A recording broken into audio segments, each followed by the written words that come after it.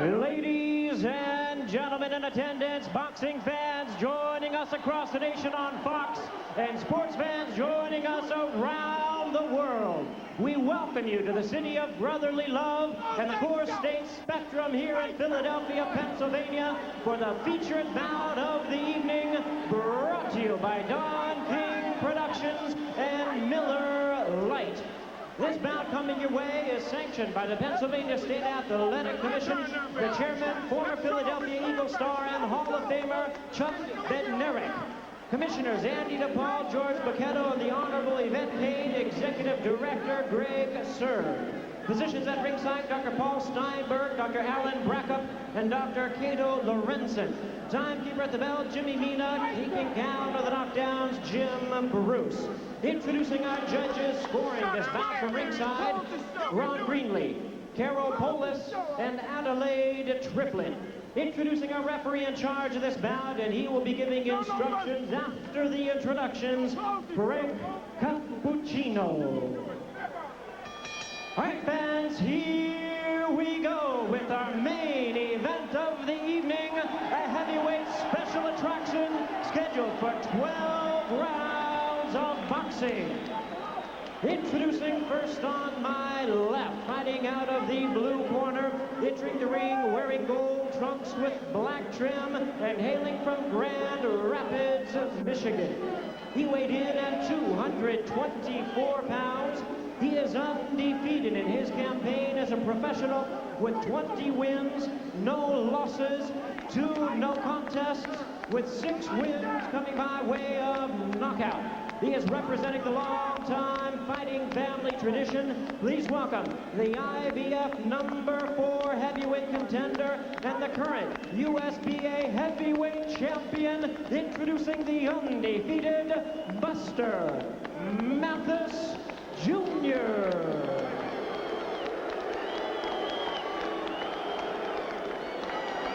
And his opponent across the ring in the red corner, really needing no introduction the world over.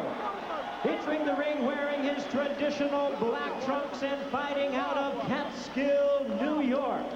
He weighed in at 219 pounds with a record of 42 wins, only 1 defeat, with 36 big wins coming by way of knockout. He is the youngest ever to win a heavyweight title and the last to unify it in the ring by beating the champions of the WBC, WBA, and IBF. Currently ranked the #1 contender and continuing his quest to regain his titles, please welcome the former undisputed heavyweight champion of the world, the one, the only, Tyson. Once again, a referee in charge, Frank Cappuccino. Good evening, gentlemen. You were both given your instructions. Protect yourself at all times. Touch gloves.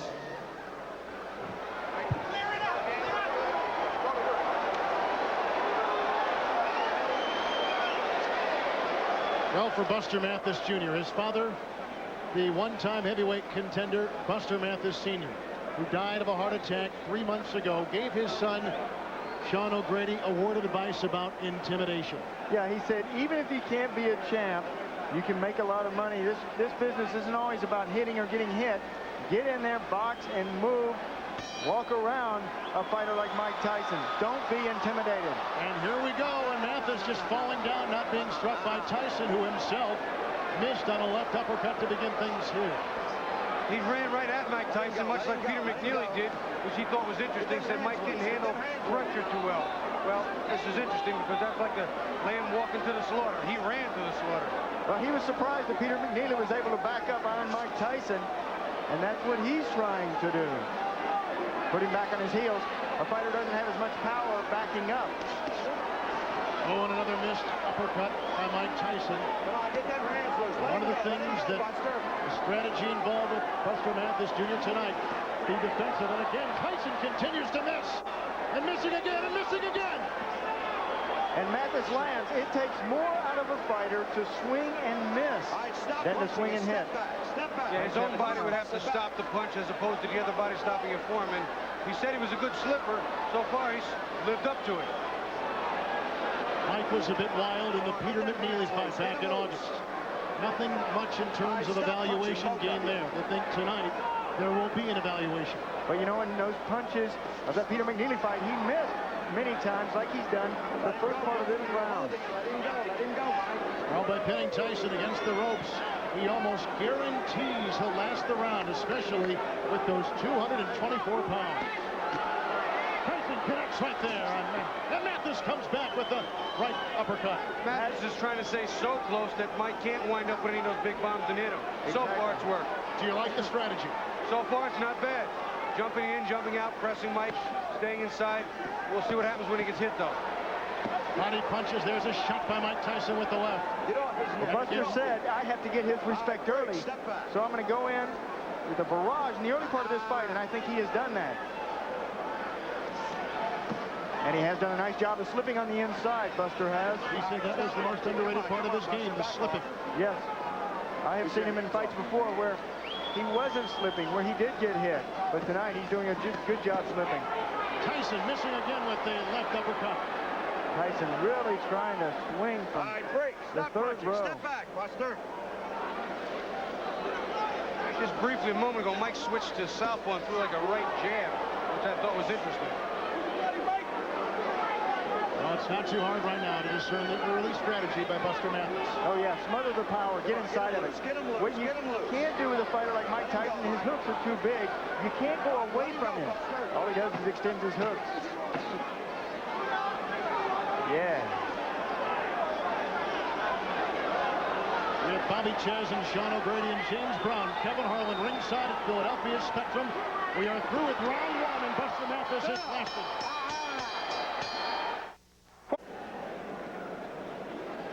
Mike Tyson is not sharp. Look at all these misses from him on the inside. Buster Mathis, there is a miss. Strike one, strike two.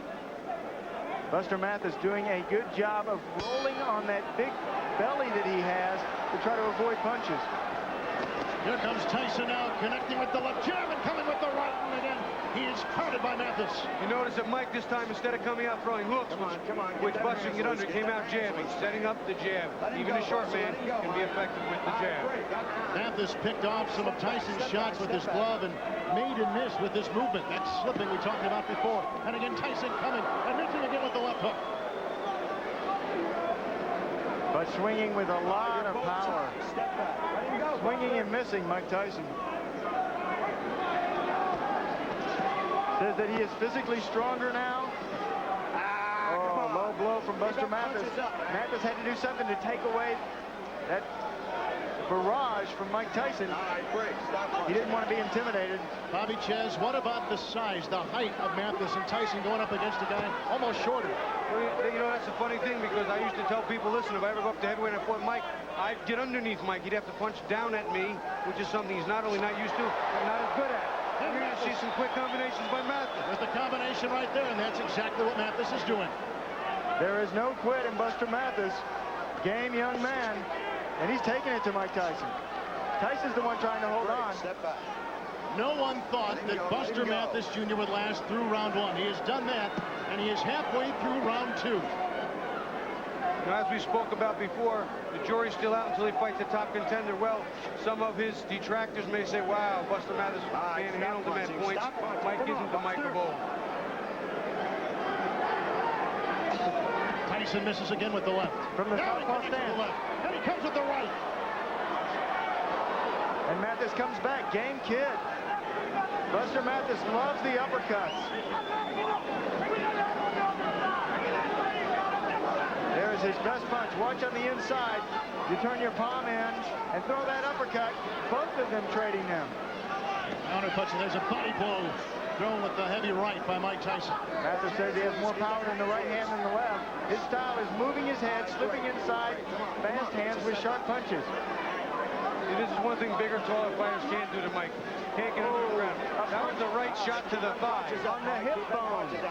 If you can hit your opponent on the hip bone and get away with it, he won't be able to walk as well. He'll notice that tomorrow. He can wait till tomorrow. He has to last tonight. Oh, he'll feel every punch tomorrow. Oh, and there is a nice right uppercut. And then Tyson counters himself. Now it's changing bone. Mike is still missing a lot of big shots. Big, clean shots that the big, tall guys don't get out of the way of. The little man seems to be able to. Tyson again missing with the left. Underneath. All the way back in your corner. All the way back. Now you Go to the third round. Non-stop action in this battle between two big heavyweights. And surprised that Buster Mathis Jr. has lasted into the third round against Mike Tyson. I think he's got Mike a little mad now. Mike seems to have a little bit different attitude. He's got to work him behind the jab. I can't believe I'm saying this, but Mike Tyson's to step back and jab. Yeah, they're telling him between rounds. Jay Bright saying 5, 6, 7 punch combinations behind the jab. Whoa. Tyson missing twice with the right. Oh, Mathis felt that right there, and again he plows into Tyson in the ropes. Tyson said, no matter what happens tonight, trust me, I'm going to give you something special. He's giving Buster Mathis a lot special.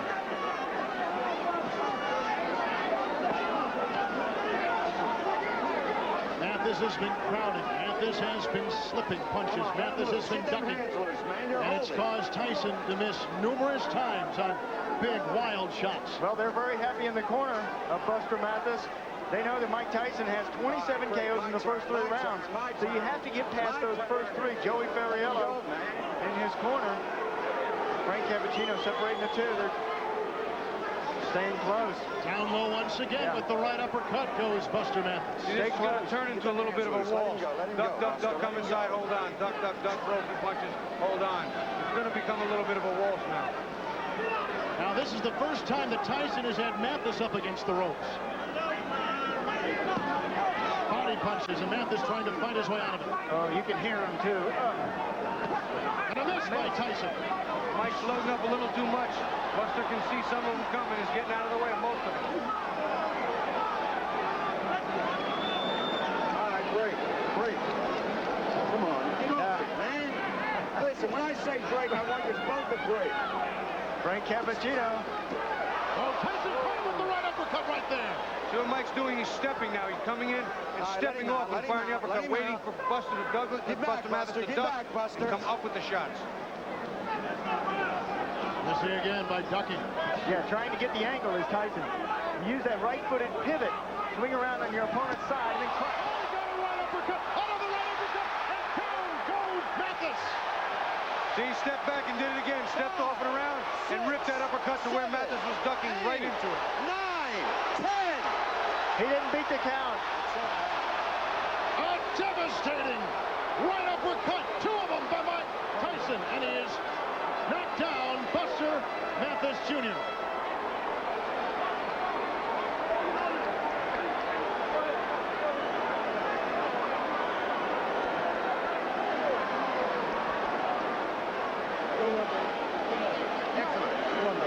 Well, no one thought that Buster Mathis Jr. would last 1 round. No one thought he would last 2 rounds. And almost no one gave him a chance to get into the 3rd. But that's what he did. Somewhat of a surprise here in Philadelphia. But Mike Tyson wins again. They know it, and he was laying all over. And we will be back with replays and interviews coming up after this, as Mike Tyson wins by TKO at 2:32 of the 3rd round. Italians do not live by pasta alone. So to celebrate their many loves, the Olive Garden created a combination of the best of Italy. The Tuscan Feast, just $11.95 for a short time. Experience garlic shrimp, the way it's prepared along the Mediterranean. Chicken and spinach manicotti, together with a sirloin steak grilled Tuscan style. With free soup or salad and breadsticks. The Tuscan Feast, just $11.95. So much to celebrate, so much to love. Only at the Olive Garden. It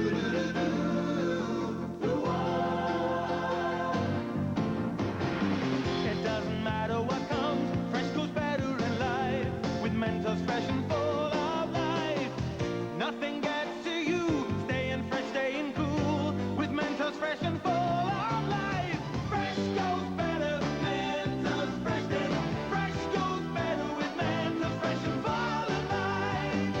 Plus, the fresh maker.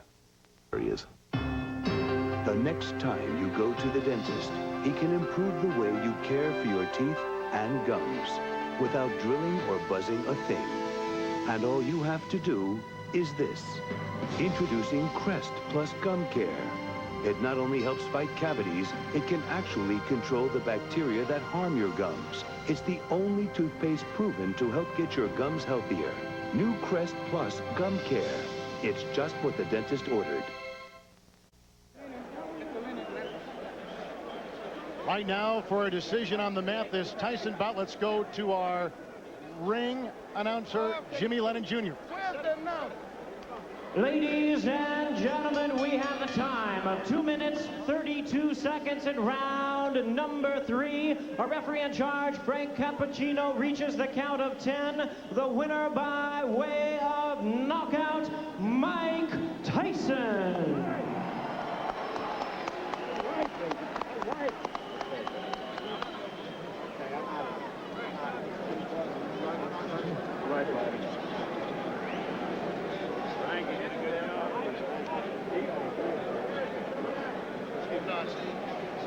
All right, right now, let's go inside the ring, a very crowded ring. Bobby Ches is standing by with Mike Tyson. Mike, did you expect him to come straight at you the way he did? Did you expect him to try and crowd you and walk into your power? I expect him to do many things. I expect him to move around, run because he's able to do that, and I expect him to smother me because he's been very successful. But I'm very familiar with his style of fighting. I was raised, and I'm the best at that style of fighting. I know every move he was making. That's how come when I did a couple of particular moves, he was stunned. He didn't expect them. We're going to lead you into a replay here. I want you to call it for us when you see it. We're going to put it up here on the monitor in a couple of seconds. Be a replay of the knockout. As you know, I made the move and I caught him, and I tried to catch him again, then I caught him off top of the head again. Then there's another one. The Jets glanced and really didn't hit him as hard as I anticipated to hit him. But I knew those punches would probably knock him out or hurt him severely because he didn't see the punches coming. You promised the people here in Philly something they wouldn't forget. I'm sure they didn't forget it. They gave you a great greeting when you came in. They received you very warmly. What's next? Is it Frank Bruno in March? Well, all praise be to Allah. I bear witness there's only one God, and Muhammad, the prophet, peace and blessings upon him, is his only prophet. And I'm just looking forward to doing well. I don't care who it is. I'm looking forward to fighting anybody. And I don't know about my outcome today, but, you know what I mean, I'm looking forward to fight for the title. I'm willing to fight any man. I'm not afraid of anyone. I believe I'm the best fighter in the world. And I like to say I love Monica, I love Gina, I love our little baby Raina, and Mikey. Mwah. All right, Mike. Family. I've been saying for 3 years the best heavyweight is finally back on the scene. God bless you. Good luck, pal. Don, what is next, Don? Well, he said he would fight anybody. Right now, we got Frank Bruno lined up for March 16th. We'll have a formal announcement tomorrow morning at around 10:30, and is on. He's going for the title now. He's undertaking the hard road to glory, to the undisputed championship of the world. And you've seen him tonight. It was good work for him, Bobby. The guy was smothering him, but the move was fantastic. Don, thanks again for a great promotion. We're going to go back to Kevin at ringside. Okay, Bobby, thank you very much.